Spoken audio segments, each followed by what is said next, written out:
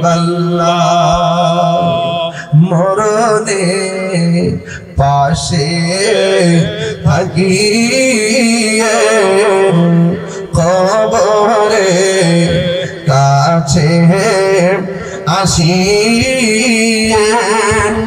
হাসরে সুপারিশ করিয়ে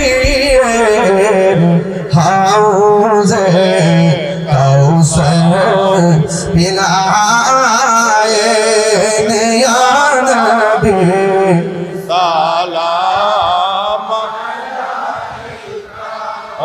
ইয়া রাসূল সালাম আলাইকা ইয়া হাবিব